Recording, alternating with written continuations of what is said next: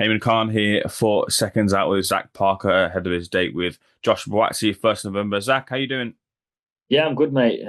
Obviously 2 weeks to go, so looking forward to headlining in Manchester for the first time and being on the zone. So yeah, I'm really looking forward to it. How do things crank in terms of the preparations in the last 2 weeks? What do you focus on to be ready for fight night? Yeah, obviously probably do my last spar next week. Just start tapering down a little bit. You don't want to take your foot off the gas all the way, but yeah, it's more about getting the weight right now. All the hard work's already done. Yeah, but like on fight week, then it's just hopefully it's just a nice easy glide to the finish line. Josh is a bit of a all-rounder, so when it comes to the sparring, how do you replicate or get the right sparring for Buatsi? Yeah, obviously you try and get a few different styles in, but yeah, he's like you say, he's a good all rounder. I've had really good sparring in this camp. Been sparring lots of Ben Whittaker this last couple of weeks. So yeah, it's good to get in there with different styles and like with me, I'm well unorthodox boxer, so there won't be much sparring out there just like me. We'll touch on the Whitaker sparring in a moment because that's obviously very much an orthodox sparring, or at least it can be sometimes, depending on what Whitaker comes with. But in terms of Buatsi and him being on your radar, obviously you've been at the lower weights and Buatsi has been campaigning here. But how much did he figure on your radar? Of course, you've been in the ring with him before as well too. Yeah, obviously I don't really look at many other fighters unless I'm in the ring if I'm gonna fight him. So yeah, once the fight got announced, I can start studying. I don't really watch boxing in my spare time. Really, I'm more of a football man. You know what I mean? But Hmm. yeah, it's good. It's good to watch him now. Now I've got the fight with him. Watch him now, and like I say, it's a hard fight. It's going to be. So I've got to be ready. So if you were to put this as two football teams to equate Josh Buatsi, Zach Parker, Joshua Buatsi, how would you say it's billed as? Which two teams would you choose? Um, Good one that was. Probably like United versus Liverpool, maybe. I don't know. It's what you don't get much bigger in this. Like in boxing, if I bet a lot of people want to be in my shoes, being headlining at Manchester and being headlining on the zone. And you want like if you think about all the boxers out in Britain, and obviously in the world as well, only 1% get to this level, and so you don't get much bigger. Who's United? Who's Liverpool? Well, Liverpool win it, in a minute, so it must be me. In terms of Buatsi as the fighter himself, obviously he had that fight with Callum Smith, which is a brilliant fight. He doesn't get a lot of credit for being on the losing end. I mean, no one sometimes does get that credit. But what did you see in terms of your routes to victory in that fight with Buatsi and Callum Smith? Yeah, it's obviously styles make fights. Their styles really gelled. They gelled really well. Both like to fight inside, and they went toe to toe for most rounds. So yeah, I don't see our fight going a bit like that. Obviously, like I say, styles make fights, and my style is a very awkward style. I like to hit and not be hit. That's the art of boxing. That's the sweet science. So yeah, um, I did take a lot out of it.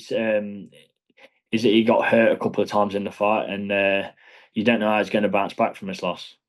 Bit of a question here, and maybe you might not be able to answer, but how do you think he views you? Because Buatsi is a very much a different type of character, a different type of way of thinking when it comes to speaking to Buatsi. He really kind of thinks about the way, not to say that you don't, of course, but he really kind of has a way of looking at things. How do you think he views you?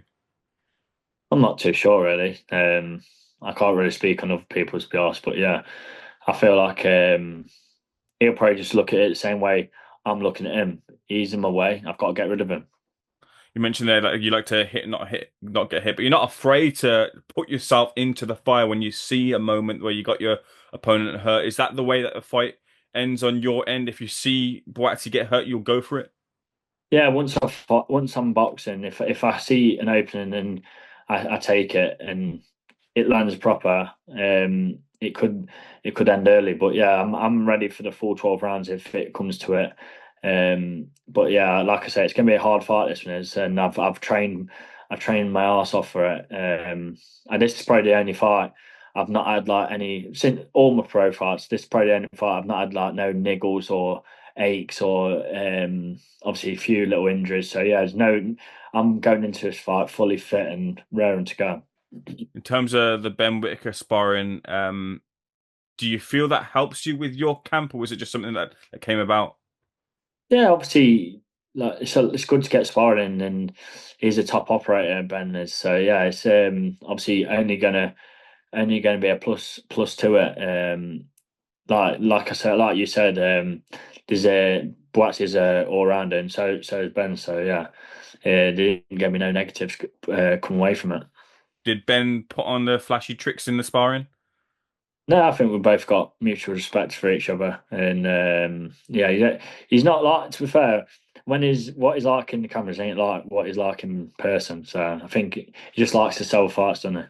No, I can vouch for that as well. But I mean, have you ever had a situation where you've done sparring or that sort of thing where someone has tried to be a bit unorthodox, and how have you dealt with that before? No, not really. I think people respect what I can do, and you don't really see that in sparring that often. But yeah, no, I've not really come around that. Do you look at Ben as a potential future opponent? Not in a minute. Obviously, I just take one fight at a time, and Buatsi's in my way at the minute, so I'm just focused on Buatsi. I get some of your takes on the light heavyweight division. First of all, big fight coming up as well alongside yours, and that is Benavidez versus Yard. How do you think that one ends? Yeah, I think like I said, styles make fights, and Yard when he ain't the one bullying someone, I think he loses it a bit. You've seen when he's lost that a couple of times against the Russians. Can't remember the names, but it's when they start putting it on him. And with Benavidez, you have to be very clever now with him. Um, the way Terence Crawford box Canelo, you need to be really smart and box when you want to fight when you want to fight, and box when he wants to fight. So yeah, I think Benavidez comes out of that one victorious. You mentioned there about Yard being on top, then having things his way. Is Buatsi in that similar sort of vein as well? Do you see him that way too? Yeah, it probably is.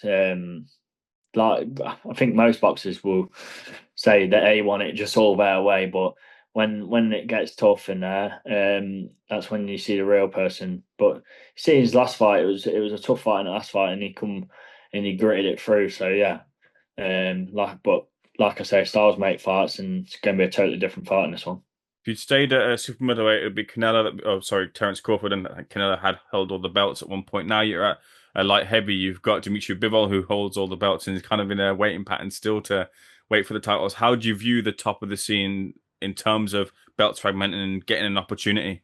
Yeah, I feel there's bigger opportunity at Lively. Not just like there's a lot of big fights at Britain for me, but with Bivol, I feel like he'll fight his mandatory fighters. I think Canelo just wanted them big paydays, wanted the biggest fights out there. But I think like Bivol, if he can't fight his mandatory, it'll probably just get relinquished off him. Yeah, anyway. So yeah.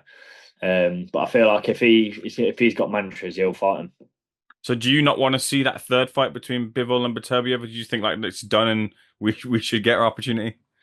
Obviously, I'd like me to fight him, but yeah, I think it will go through if the Saudis or anything to do with it, they usually get over the line. So yeah, I feel like they're going to fight and then see what happens then. If he wins again, he might have to relinquish a couple of bouts because there'll be mantras calling at the door. Yeah, so what's your understanding for your position? Because this is for the international light heavyweight title for the WBO. You get the victories you plan to do. Where do you stand in terms of knocking on the door for the world title?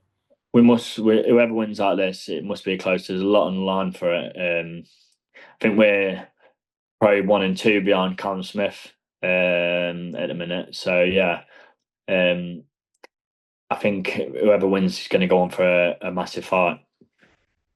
I'll leave the final with you, Zach. For people who tune in on 1st November, what happens in the ring between you and Joshua Buatsi? Yeah, it's just a Zach Park win. If it comes early, it comes early. But if it goes 12 rounds, I'm ready for that as well. Zach, looking forward to what I imagine to be a fight of the year candidate. Candidate, sorry. Thank you for speaking to Seconds Out. Wish you all the best.